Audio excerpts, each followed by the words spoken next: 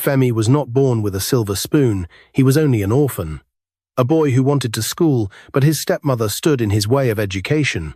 But Femi refused to give up, even when he became homeless at 9. Find out if he was able to triumph despite it all. Like this video if the story interests you, and don't forget to subscribe for more interesting stories. The big black gate of number 15, Orchid Close, swung open with a soft hum. A tall man in a clean white shirt stepped outside to feel the evening breeze. His name was Mr. Smith. People called him a billionaire because he owned tall buildings and big companies. But this evening, he was just a father looking for his daughter. He froze. On the pavement right by his gate, a thin boy sat on the ground. His clothes were dusty. His slippers were torn. He had a piece of chalk in one hand and a flat broken tile on his lap. Beside him sat a girl in a neat school uniform. Mr. Smith's daughter, Bookie, watching with bright eyes. The boy drew numbers and shapes on the broken tile. He spoke softly, but with a brave voice. "Bookie, see this triangle? The 3 sides can talk to each other. When one grows, the others must obey. That is why we use Pythagoras.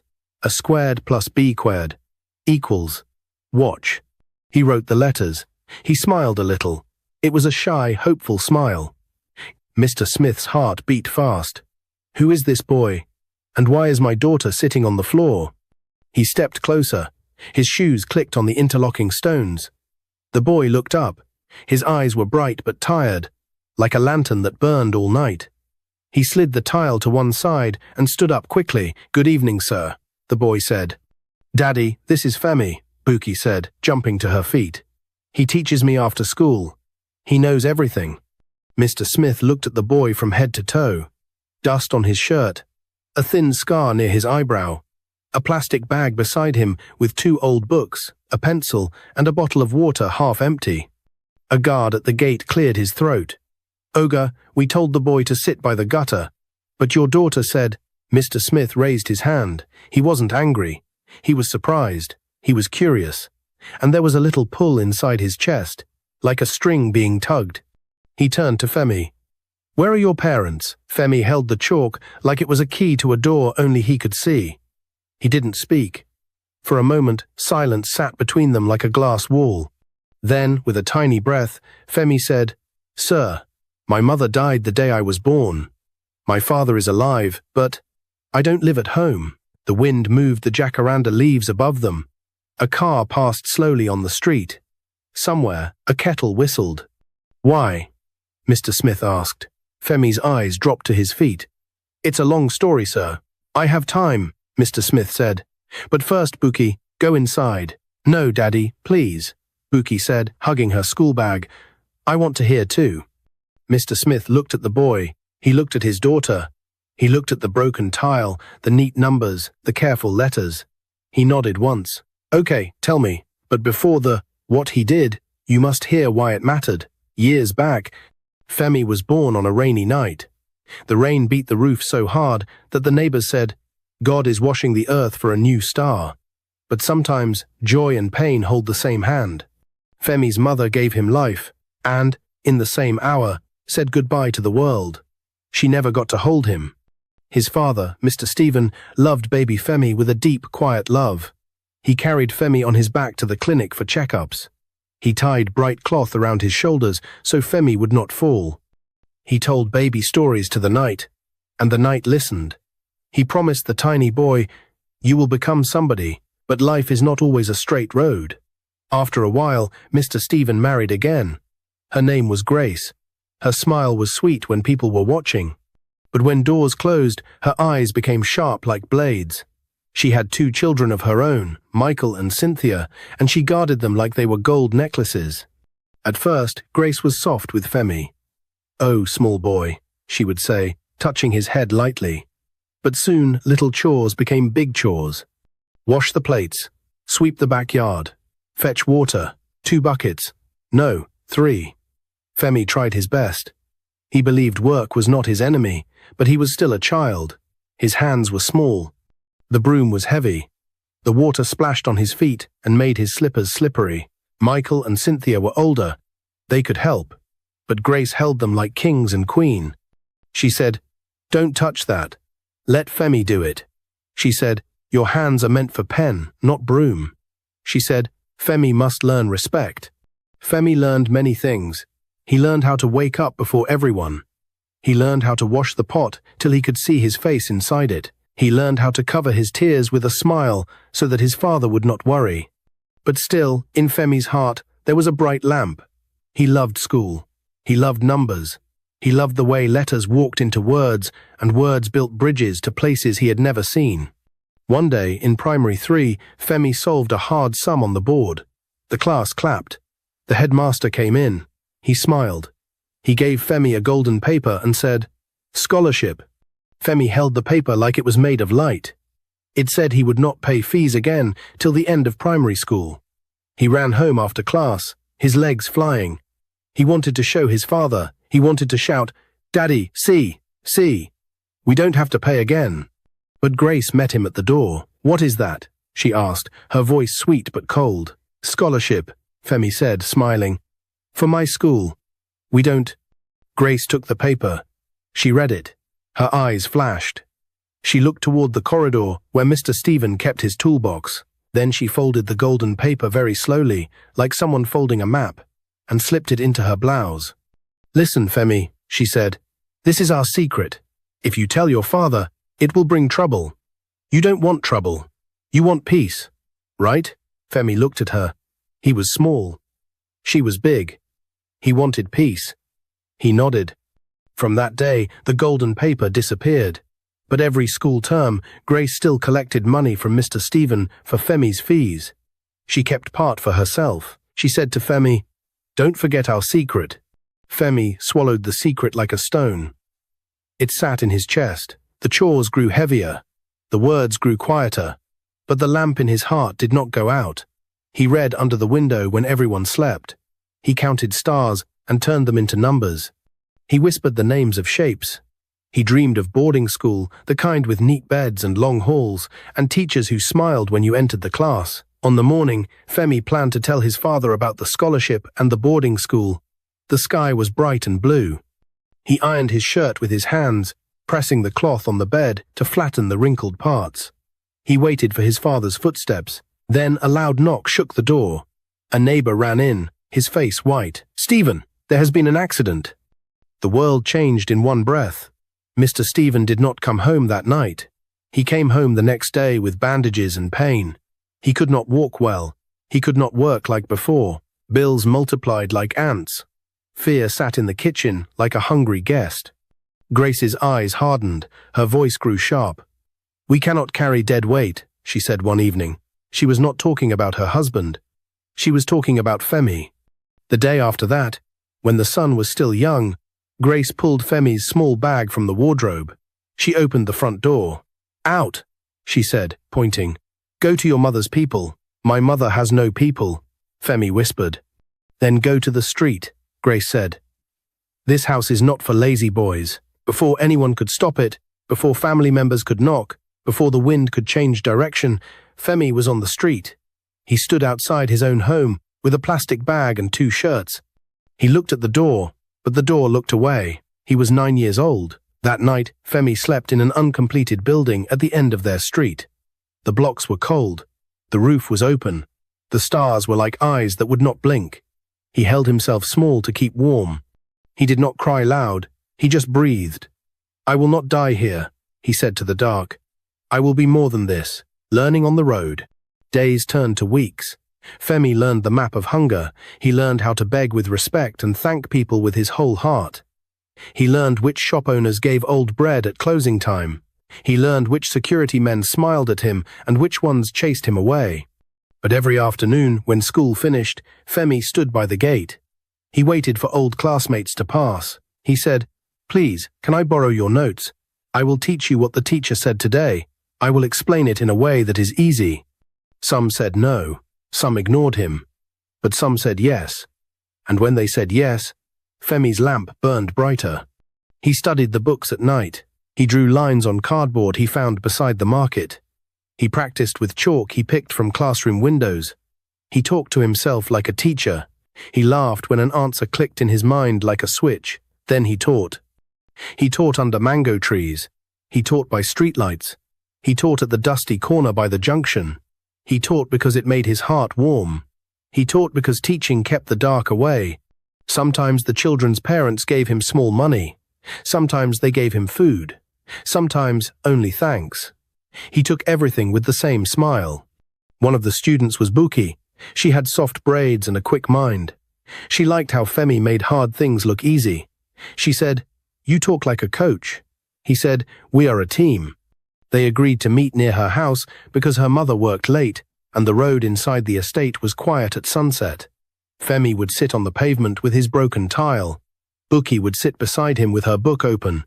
He would draw shapes and tell stories about the shapes. He would turn maths into music. It was during one of these little lessons that the big gate hummed open. Back to the gate. "Who is this boy?" Mr. Smith asked again, softer this time. "His name is Femi," Buki said. "He is very smart. He is better than my teacher." Mr. Smith looked at Femi. "Where do you live?" Femi pointed with his chin toward the far end of the road. "In the uncompleted building near the mechanic workshop." "You sleep there?" "Yes, sir." "And your father? He had an accident. He is not strong." "I don't stay at home anymore." "Why not?" Femi looked at his hands. The chalk had left white dust on his fingers. He rubbed the dust with his thumb. He breathed once, twice. Then the words came out, simple and true. "My stepmother sent me away." Buki gasped. The guard's eyes grew big. Mr. Smith did not move. Only his jaw tightened a little. "Since when?" he asked. "Since I was 9, Femi said. "How old are you now?" 13. 4 years. 4 years on the road. 4 years teaching and learning and holding his life with both hands. Mr. Smith took a slow step closer. "Who pays your school fees?" "I don't go to school anymore," Femi said. "I borrow books. I read. I teach to survive. I want to return to school, sir.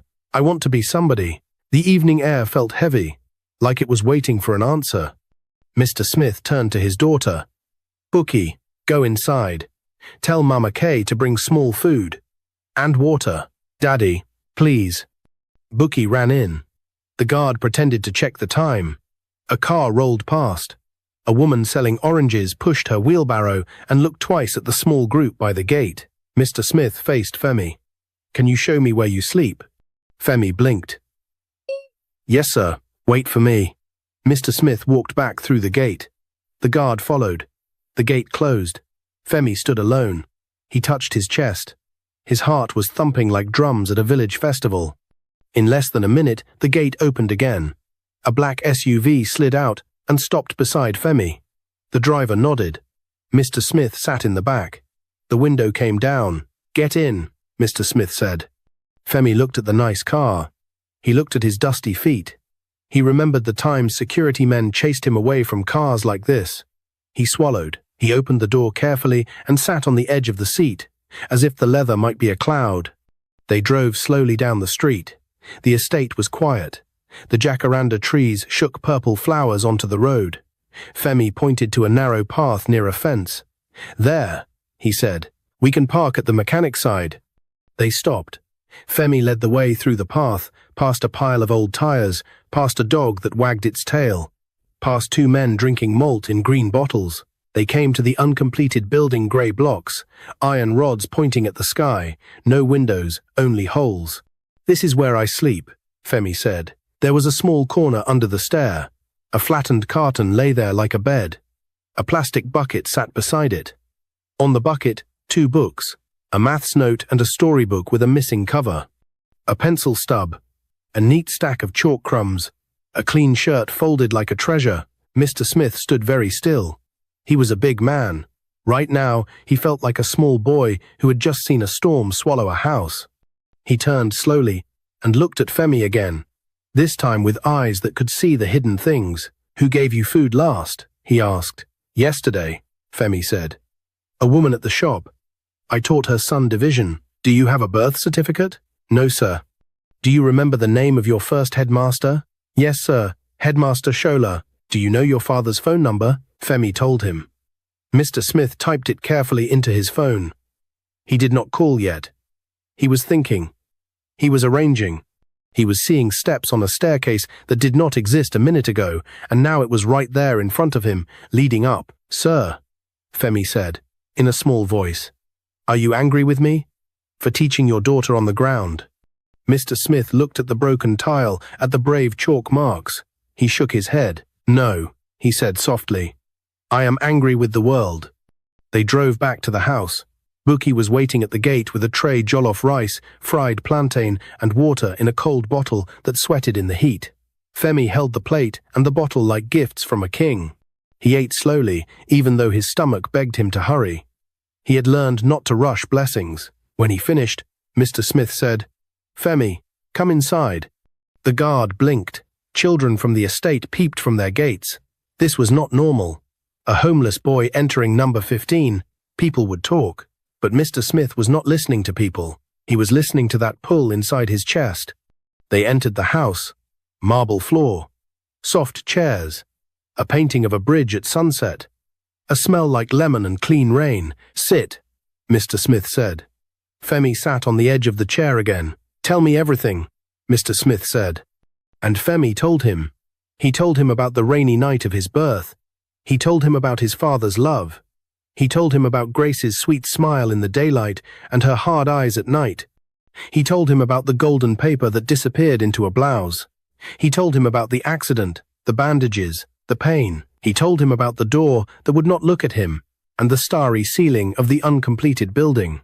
He told him about the chalk, the broken tile, the teaching, and the tiny coins that sometimes fell like mercy into his hand. Mr. Smith listened. He did not say "oh" or "ah." He did not shake his head. He just listened with his whole face. When Femi finished, the room was quiet. The lemon smell sat softly on the air. Somewhere in the house, a clock ticked like a heartbeat. Mr. Smith stood and walked to the window. He called a number. His voice became the kind you hear when people sign new lives on paper. "Good evening," he said into the phone. "Yes, it's me. I need 2 things. 1, the headmaster of Hope Rising Primary School, Headmaster Shola. Find his number. 2, a family lawyer. Tell him to be ready tonight." He ended the call. He turned around. He looked at Femi and Buki. He took a slow breath. The security radio crackled. The guard's voice came through. "Oga, a woman is at the gate. She says her name is Grace. She is looking for a boy named Femi. She is shouting." Femi's hand tightened on the empty plate. Buki's eyes grew round. Mr. Smith's face did not move, but something sharp flashed in his gaze, like the edge of a sword. "Let her in," he said. The radio hissed. "Sir, are you sure?" "Yes," Mr. Smith said. "Open the gate." The hum of the motor filled the air. From the sitting room window, Femi could see the black gate slide apart. A slim woman in a bright wrapper and hard eyes marched in, pulling Michael and Cynthia behind her like trophies. She pointed at the house with a long finger and shouted words that broke like glass against the walls. "That boy is a thief. He is a liar. He stole my—" She stopped when she saw Femi inside, sitting on a chair that did not belong to him, holding a plate that used to be empty but now was full of courage. She shook with anger. She marched to the front door. She raised her hand to knock, then she pushed the door open without asking. She stepped into the cool of the living room and saw Mr. Smith standing tall. Her mouth opened. Mr. Smith took 1 step forward.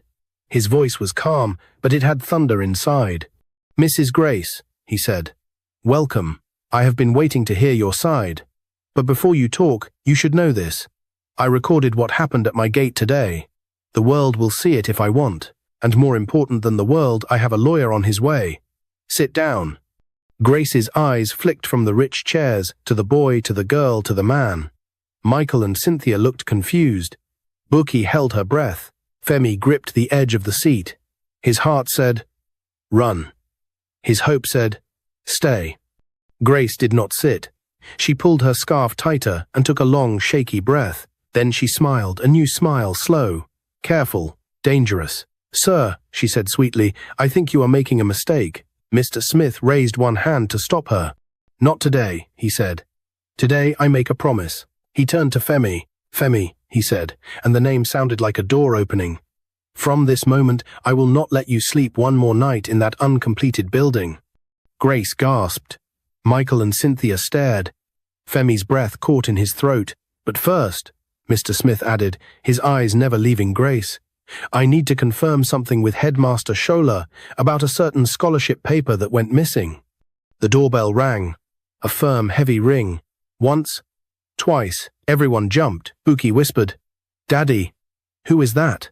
Mr. Smith's gaze did not move. Either my lawyer, he said, or the headmaster, or both. The bell rang a third time, louder, echoing through the marble hall like a drum before a war.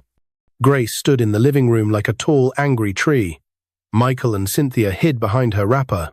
Femi sat very still on the edge of the chair, his fingers tight on the cushion. Buki held her breath. Mr. Smith nodded at the butler. Please, open the door. The butler hurried away. The hall filled with footsteps and soft echoes. Then two men stepped inside. The first man wore a neat blue suit and kind eyes that had seen many children. He held a brown folder. Good evening, he said. I am Headmaster Shola. The second man wore a darker suit and glasses that made his face look sharp. He carried a leather briefcase. Good evening, he said. I am Barrister Musa. Grace's smile shook. She swallowed. Mr. Smith greeted them. Thank you for coming so fast. Headmaster Shola saw Femi and stopped. His kind eyes grew wet. Ah, he breathed. Femi, my star boy. Femi stood up quickly, unsure if he should bow or run. Good evening, sir. Headmaster Shola walked over and put a gentle hand on Femi's shoulder. You look taller. You look braver. Grace cleared her throat. Excuse me, she said, her voice trying to sound sweet. Before you all confuse yourselves, let me say my own. This boy... Barrister Musa raised a finger. Madam, you will speak. But first, we will check facts. Mr. Smith turned to the headmaster. Sir, 4 years ago, did this boy receive a scholarship? Headmaster Shola opened his brown folder. He took out a photocopy with a golden border, a school stamp, and a small picture of little Femi smiling like sunrise. Yes, the headmaster said. Full scholarship from primary 3 to primary 6. School fees, books, uniform, everything paid. Femi's throat made a small sound. He had seen that golden paper once. It had felt like light. Then it had vanished into the darkness of a blouse. Headmaster Shola went on. We sent a letter each term to his home, in the name of his father, Mr. Stephen. The mother, he looked at Grace and paused, then chose a safer word. The woman at the house signed for the letters. We never got a reply. But Femi kept coming to school, and the scholarship covered it. We thought all was well. Barrister Musa adjusted his glasses. And after primary 6? The headmaster's face fell a little. He stopped coming. Mr. Smith's jaw tightened. He turned to Grace. Madam? Grace lifted her chin. The child is troublesome, she said. He is rude. He stole money. Headmaster Shola shook his head quickly. No, Femi was never rude. He was quiet, tidy, and brilliant. Grace hissed softly. Oh, so I am a liar now. She clicked her tongue. This boy fooled all of you. He fooled the school. He fooled... Barrister Musa opened his briefcase and took out a small recorder. He placed it on the glass table and pressed a button. A clear voice filled the room. Mr. Smith's voice at the gate, asking gentle questions. Femi's voice, brave and small, telling the truth. The guard's voice, Buki's voice, the sound of chalk on a broken tile. Grace's words died in her throat.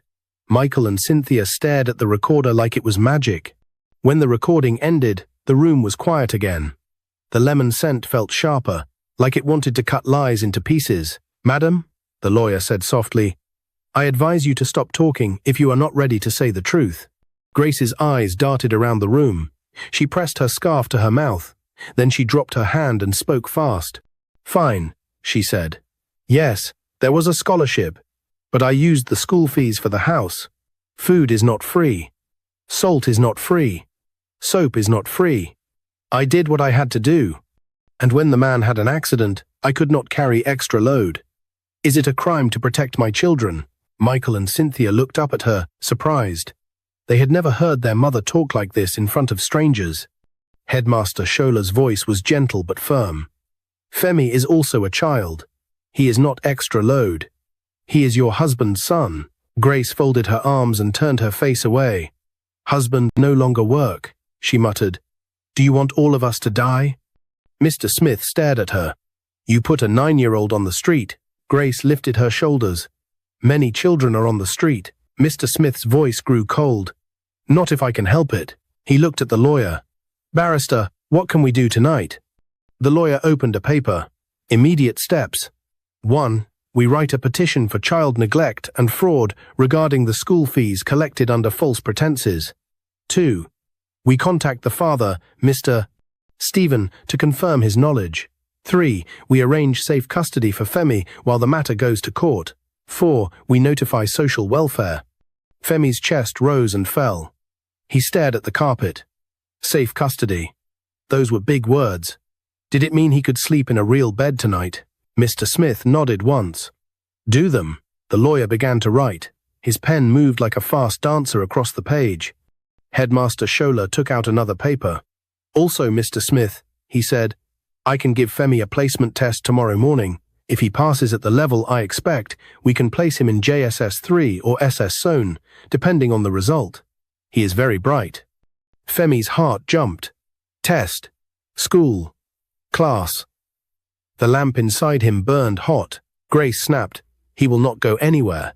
He will return home with me now. She reached out and grabbed Femi's wrist. Femi flinched. Mr. Smith stepped between them so quickly the air moved. His voice was soft, but it shook the walls. Take your hand off him. Grace's fingers opened. She stepped back like she had touched electricity. The front gate buzzer sounded again.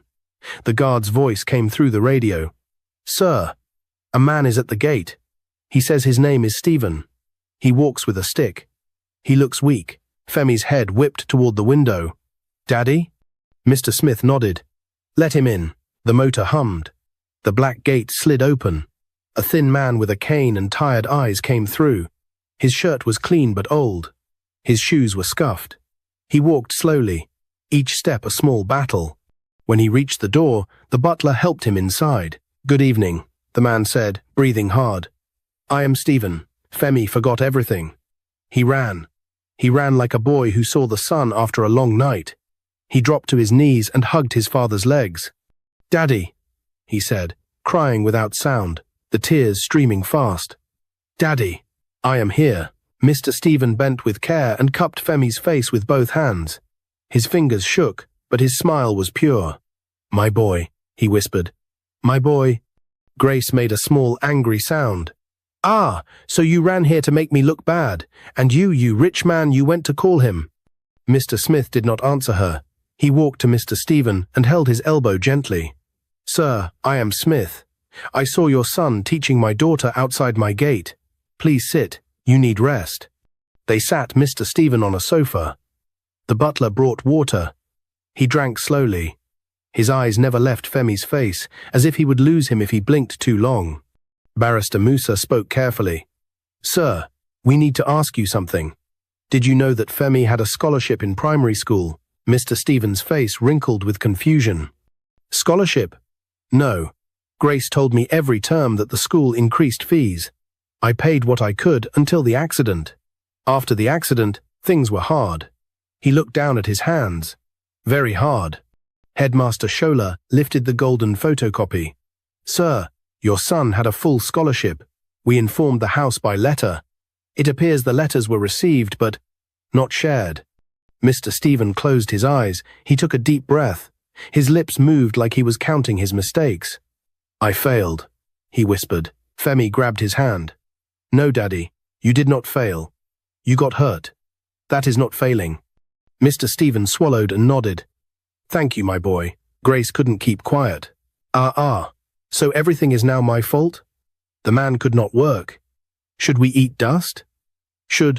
Enough, the lawyer said, still calm. Madam, you will have full room to speak in front of the right people. Tonight, we are arranging safety for the child. Grace's eyes flashed. He is not your child. Mr. Smith looked at her, and his voice dropped low. That is where you are wrong. He turned to Femi and Mr. Stephen. Sir, if you allow me, I want Femi to stay in my house tonight. Tomorrow he will take a placement test. I will also take him for a medical check. If the court permits, I will sponsor his education fully. We can discuss adoption after we fix the urgent things." Mr. Stevens stared at him, stunned. "Why?" he asked. It was one small word with a big weight. Mr. Smith smiled sadly.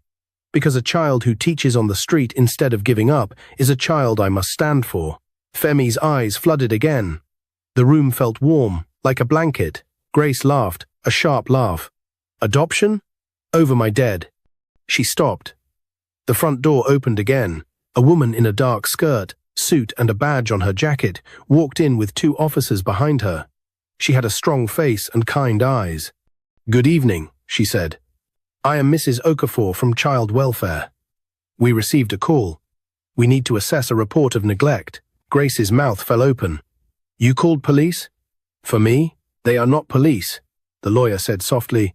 "They are for children." Mrs. Okafor greeted everyone. She sat, took out a form, and began to ask questions. She asked about the scholarship. She asked about the day Femi left home. She asked where he slept. She asked if he had any scars.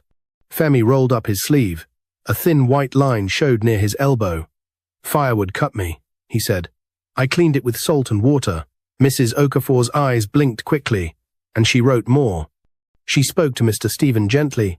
"Sir, do you agree for your son to stay here tonight while we make a safe plan?" Mr. Stephen nodded, tears in his tired eyes. "Yes. Please." She turned to Grace. "Madam, do you object?" Grace looked at the officers. She looked at the lawyer. She looked at the recorder on the table. She lifted her chin. "I object," she said.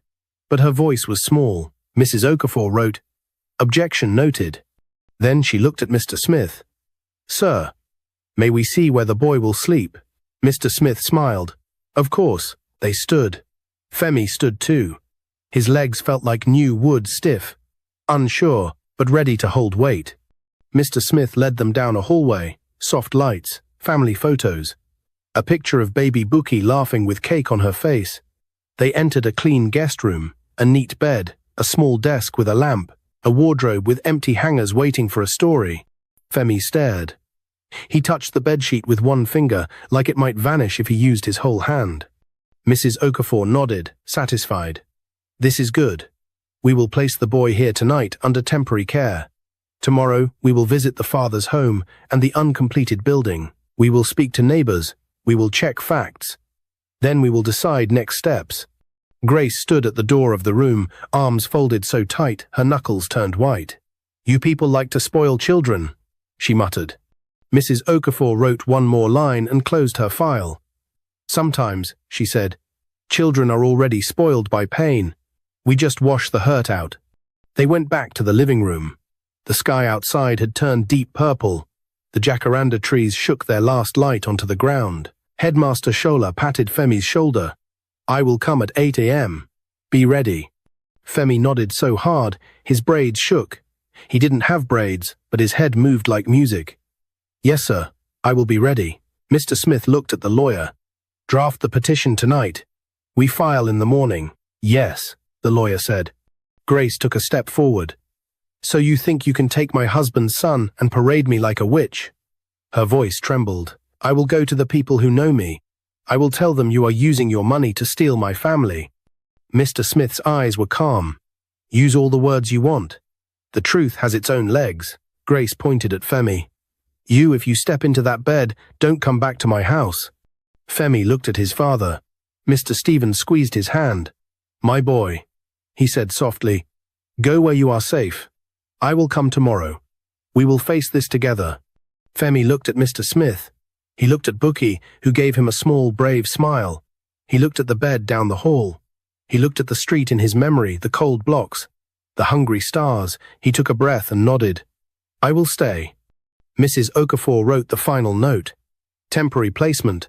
Agreed." The butler returned with a small bag, new pajamas, a toothbrush, soap. Mr. Smith had moved fast, like a storm that brings rain not to destroy, but to make things grow. As they all began to settle, the guard's radio crackled one more time.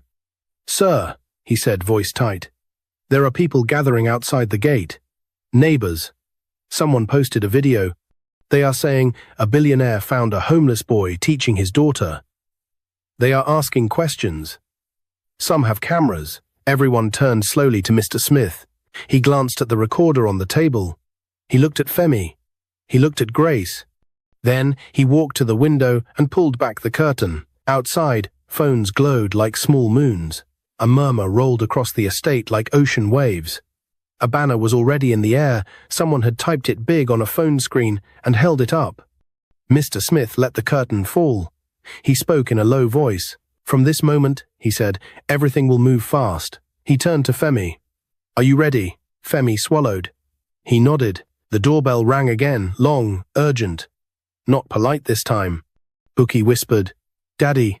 "Who is that now?" The butler hurried to the camera screen, blinked, and looked back at the room. Shocked. "It is reporters," he said. "And behind them, sir, I think it is Madam Grace's pastor, and 2 men from her family. They say they want to take the boy away now." The room froze. Mr. Smith's hand tightened into a fist. Mrs. Okafor lifted her badge. Barrister Musa reached for his phone. Headmaster Shola whispered a quick prayer. Femi stood very straight and wiped his face. The bell rang again, pounding like a drum before a storm. The bell rang hard enough to rattle the picture frames on the wall. The butler stood by the door, unsure if he should even open it. Mr. Smith glanced at Barrister Musa, then at Mrs. Okafor. "Let them in," he said. The butler pressed the release button. The black gate rolled open with a hum that somehow sounded heavier than before. In stepped a small group, 3 men in front, more people following behind like shadows. The man in the middle wore a long white robe and carried a big Bible. His voice boomed even before his feet touched the marble floor.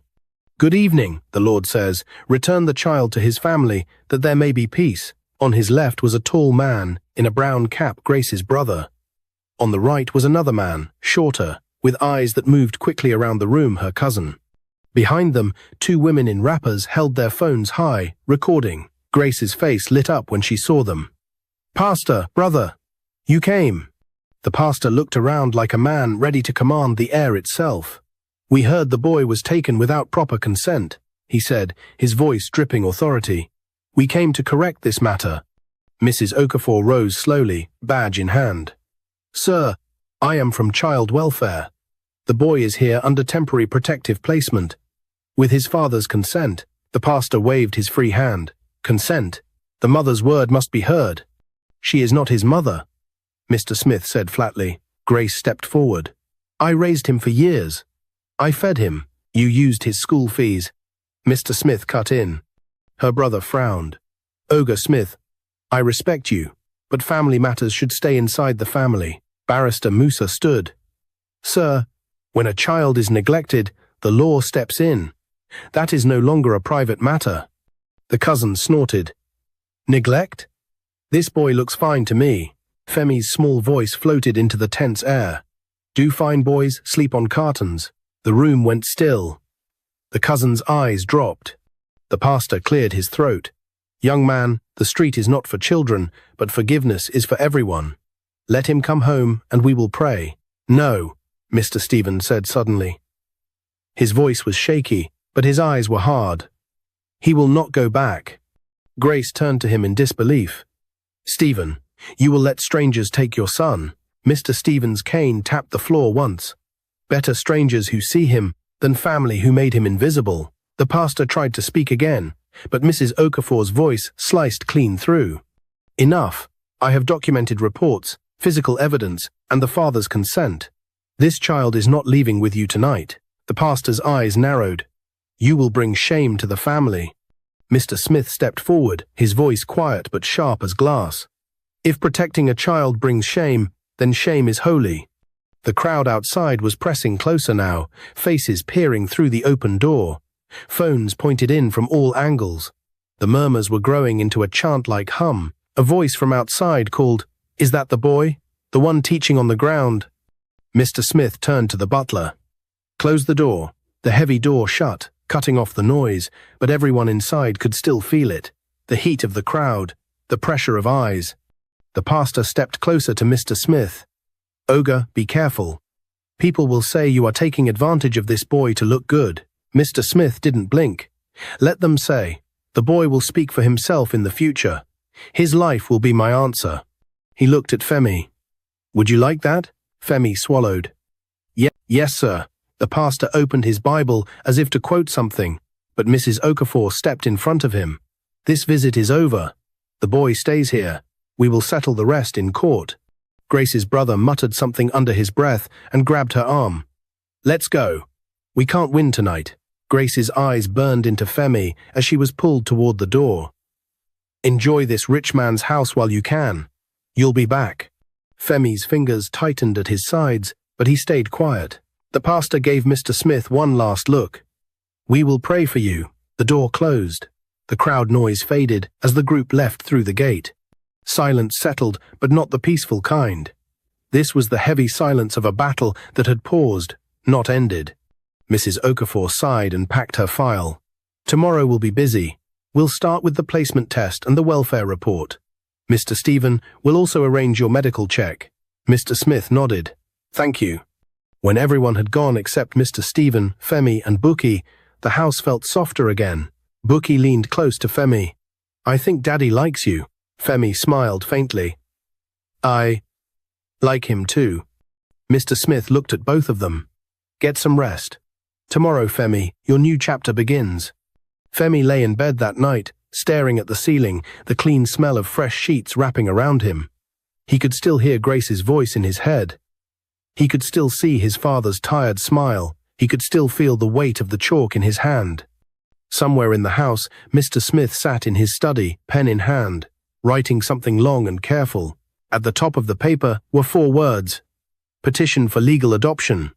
Morning in Mr. Smith's mansion felt like a different planet to Femi. No cold wind, no shouting neighbors, no smell of burning tires. The air smelled of toast and clean floor polish, but today wasn't for comfort. Today was for battle. At 8 a.m. sharp, Headmaster Shola arrived with a black bag full of papers. Mrs. Okafor came too, with a new file and 2 colleagues from child welfare. Mr. Stephen sat in the lounge, cane in hand, watching his boy with quiet pride. Femi took the placement test in the dining room. His hands trembled at first, but as soon as the questions started, his world narrowed to numbers, letters, and diagrams. Halfway through, Buki peeked in and whispered, You've been smiling at the paper. I like when the answers talk back to me. Femi whispered back. By the time he put down his pen, the headmaster was grinning. This boy belongs in S-Sony, maybe SS Stu, but we'll start him in S-Zone so he can adjust. He scored 94%. Mrs. Okafor smiled. Brilliant and determined, exactly the kind of case we fight for. But the celebration was short. Barrister Musa walked in with a folder. His face was tight. They've filed a counter-petition, he said. Who? Mr. Smith asked, though he already knew. Grace with her pastor as a witness. They're claiming you influenced the boy against his stepmother and that removing him was unlawful. Mr. Stephen's face darkened. Unlawful? They threw him out. The lawyer nodded. I have evidence. But they're pushing for an emergency hearing today. We have to go now. The courthouse, the courtroom in Abuja was cool, the air conditioner humming faintly. People shifted on wooden benches, curious about the case. At the front, the judge sat tall, his robe crisp, his eyes scanning the room like searchlights. On one side, Mr. Smith, Femi, Mr. Stephen, Headmaster Shola, Mrs. Okafor, and Barrister Musa. On the other, Grace, her brother, her cousin, and the pastor. With their lawyer, a sharp-faced man in a pinstripe suit, the judge adjusted his glasses. This is a hearing on custody and allegations of neglect. Grace's lawyer stood. My lord, the boy was taken without proper maternal consent. His stepmother raised him, and his removal has caused emotional harm to the family. Barrister Musa rose calmly. My lord, the so-called maternal consent is irrelevant. This is not his mother. This woman placed the boy on the street at age 9, concealed a full scholarship, and used school fees for personal gain. I submit Exhibits A through E, including the scholarship letter, witness statements, and a recorded conversation at the respondent's gate. The court clerk passed the judge the evidence. The judge leaned forward, listening as the recording played. Femi's soft voice telling his story, the guard's testimony, Mr. Smith's questions, Grace's attempt to deny. And the moment she admitted taking the fees, the judge's face didn't change, but the air in the courtroom shifted. Grace's lawyer tried to speak. "My lord, she did what she could in hard times." The judge held up a hand. "Did what she could does not include abandoning a child to the street." The pastor stood suddenly. "My lord, with prayer and family support, this is not a sermon," the judge said sharply. "Sit down." Gasps rippled through the benches. Barrister Musa stepped forward. "My lord, we also have proof the respondent attempted to use community pressure to intimidate the child and his father into returning home. We have video from the crowd outside Mr. Smith's gate." The judge watched the clip, the shouting, the pastor's booming voice, Grace's threat to Femi. "If you step into that bed, don't come back to my house." The judge looked at Grace. "Do you deny these words?" Grace shifted. "It was heat of the moment." The judge leaned back. "The moment shows your heart." "Mr. Femi," the judge said, "stand up." Femi stood, hands clasped in front of him. "You have been through much. Do you wish to live with your father, your stepmother, or in the care of Mr. Smith?" Femi looked at his father, who gave him a small nod. Then he looked at Mr. Smith. "Sir," Femi said to the judge, "I want to live where I can learn, be safe, and still see my daddy. That is with Mr. Smith." The judge wrote something in his notes. "And you, Mr. Stephen?" Mr. Stephen's voice was steady. "I give my blessing. This man has done for my boy in days what others refused to do for years." The judge's pen paused. "Mr. Smith, are you willing to be his legal guardian?" "Yes, my lord," Mr. Smith said without hesitation. "And I am prepared to begin the adoption process immediately." Gasps again. Grace's eyes flashed with panic. "No, you can't." The judge rapped his gavel once. "Madam, speak again out of turn, and you will be removed." Grace's lawyer slumped slightly in his chair. The judge turned to Mrs. Okafor. "Welfare's recommendation." She opened her file. Full placement with Mr. Smith, with visitation for the father, and supervised contact for the stepmother if the boy consents. She has been deemed unfit for sole or joint custody. The judge nodded slowly. "I will deliver my ruling tomorrow morning." The gavel came down. Court adjourned. Outside, the reporters swarmed. Microphones, cameras, flashing lights, voices calling. "Femi, what did you teach the billionaire's daughter?" "Mr. Smith, are you really adopting him?" Mr. Smith shielded Femi with his arm. "One day," he said to the press, "you'll hear his story in full. For now, let him breathe." They drove home in the black SUV, quiet but not tense. Femi sat between his father and Buki, clutching the black pen Mr. Smith had used in court. In the front seat, Barrister Musa's phone buzzed. He glanced at it and smiled. "It's from the judge's clerk," he said. "He wants you in chambers tomorrow first thing. Says it's important." Mr. Smith met Femi's eyes in the rearview mirror. "Looks like tomorrow is going to change everything." Femi smiled, small, hopeful, but real. Outside the car window, the Abuja sunset burned gold, like a page waiting for the next chapter to be written. The next morning, the courtroom felt different. The benches were fuller, the reporters sharper, and the air heavier with expectation. Femi walked in holding his father's hand, Mr. Smith on his other side. Buki beamed from the second row. Grace sat with her lawyer, her eyes darting between the judge's bench and the clock on the wall. The bailiff called for order. The judge entered, robes flowing, face unreadable. "This court," he began, "has reviewed all testimony, evidence, and recommendations from child welfare." Grace's lawyer straightened. Mr. Smith sat still, but the muscles in his jaw were tight. The judge's voice grew firm. "It is the finding of this court that the respondent, Grace, acted with gross neglect and caused emotional and educational harm to the child, Femi Stephen. Her actions in withholding scholarship benefits and expelling him from the home are unacceptable and unlawful." Gasps rolled through the courtroom. Grace's head dropped. The judge continued, "Custody is awarded solely to Mr. Smith, with supervised visitation rights to the biological father, Mr. Stephen. Contact with the stepmother is restricted to the boy's consent." He paused, looking directly at Femi. "Furthermore, the court approves Mr. Smith's petition for adoption.